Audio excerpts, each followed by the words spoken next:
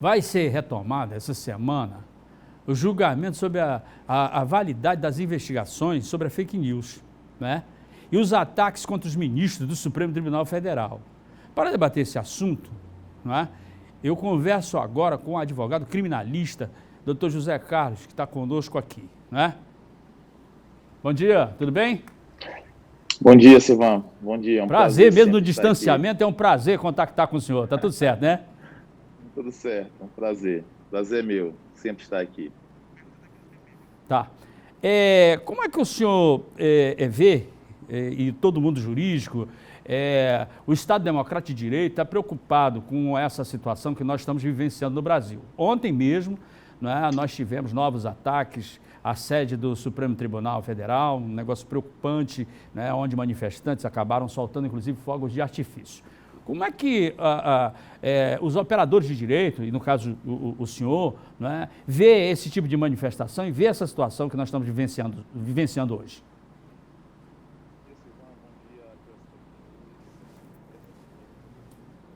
Né, para ser analisado o direito daqueles que se manifestam, né, e também a questão do próprio inquérito.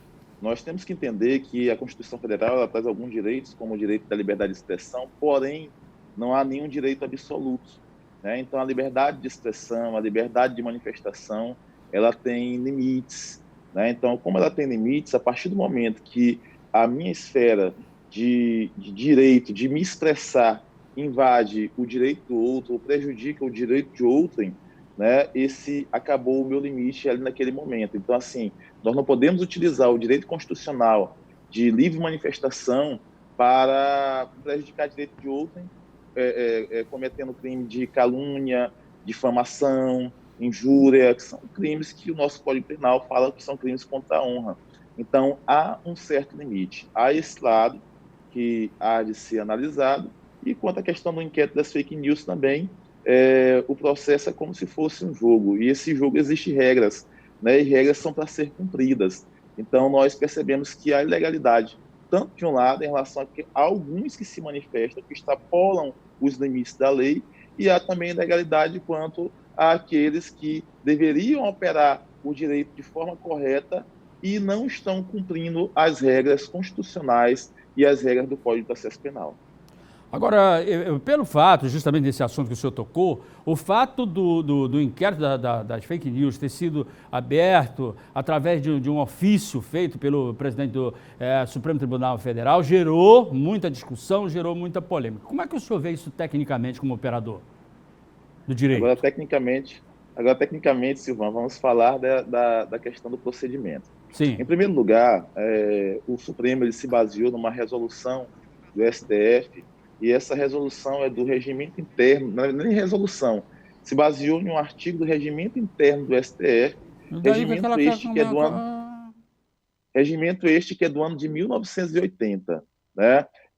Se baseou também em um artigo do Código de Processo Penal, que é de 1940, só que a nossa Constituição é de 1988, e a Constituição de 1988 não recepcionou esse artigo do regimento interno do STF, não recepcionou o artigo citado do Código de Processo Penal, onde diz que o juiz poderia de ofício abrir o inquérito, né? Aí, então, um outro ponto a destacar é que como a Constituição não recepciona e a Constituição fala que a ação penal ela é privativa do Ministério Público, o nosso sistema processual ele é um sistema chamado de acusatório, ou seja, tanto as diligências têm que ser requeridas pelo órgão que é titular da ação penal, quanto esse inquérito tem que ser presidido e acompanhado pelo órgão que é titular, que seria, no caso, o Ministério Público. Então, assim, como é que pode alguém que é vítima, como é que pode alguém que vai julgar é aquela pessoa que requer diligência, determina diligência, julga o processo. Então, o relator vai fazer praticamente tudo. É como se fosse um jogo de futebol,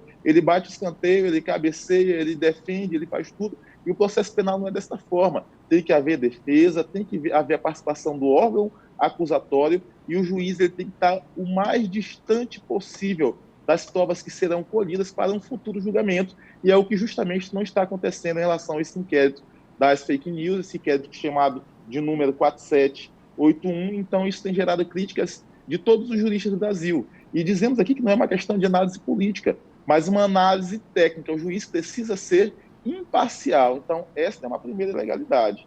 Outra ilegalidade é que esse inquérito sequer foi distribuído, e aí isso fere o princípio constitucional do juiz natural, isso fere o princípio da imparcialidade. O próprio presidente já designou quem seria o relator do inquérito. Então, assim, há uma série de ilegalidades nesse inquérito 4781 do Supremo Tribunal Federal.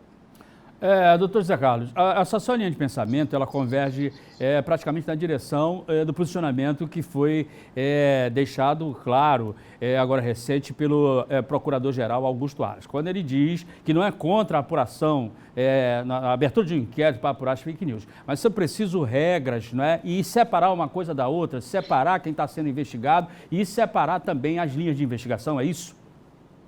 Sim, justamente. Até porque, se nós formos analisar, e mais uma vez eu falo isso, o nosso sistema processual penal, ele é um sistema chamado de sistema acusatório, ou seja, diligências têm que partir do Ministério Público, deveria partir da Procuradoria. E ainda há um outro detalhe, Silvano, a prerrogativa de função em que essas partes que estão sendo investigadas serem julgadas pelo Supremo, quando o inquérito inicia, o inquérito 4871 inicia, não haviam pessoas com prerrogativa de função no polo passivo. Então, assim, não seria sequer competência do STF processar e julgar esse inquérito, porque essas pessoas que hoje têm prerrogativa de função, como alguns deputados federais que estão no polo passivo, na época não possuíam prerrogativas de função. Então, assim, o único elemento que fundamentaria esse inquérito tramitar perante o Supremo Tribunal Federal seria se o crime tivesse acontecido na sede do Supremo. Porque quanto à questão da prerrogativa em relação àquelas pessoas que estão no polo passivo, porque o que chama a prerrogativa de função de ser processado e julgado pelo STF não é a pessoa que está no polo ativo, por exemplo, o STF ou os ministros do STF, mas o que chama a prerrogativa de função são as pessoas que estão no polo passivo. E na época que esse inquérito inicia, os deputados federais que têm prerrogativa de função ainda não eram investigados. Todos somos a favor da investigação, da apuração melhor dos fatos, isso é unanimidade em todos os juristas brasileiros, mas, por um outro lado, tem que seguir o rito processual, o rito constitucional, e a Constituição não recepciona essa questão de o juiz iniciar um inquérito de ofício. Por quê? Porque o processo é acusatório, tem que haver envolvimento das partes, defesa, Ministério Público, e o juiz tem que estar o mais longe possível das provas do processo para que ele possa promover um julgamento imparcial, e é o que não está acontecendo hoje em relação a esse inquérito que tramita no Supremo Tribunal Federal. Doutor Zé Carlos, mais uma vez, muito obrigado, foi um prazer, desejo ao senhor uma ótima semana e muito obrigado pela atenção. Prazer, meu. Obrigado também, um bom dia a todos. Bom dia.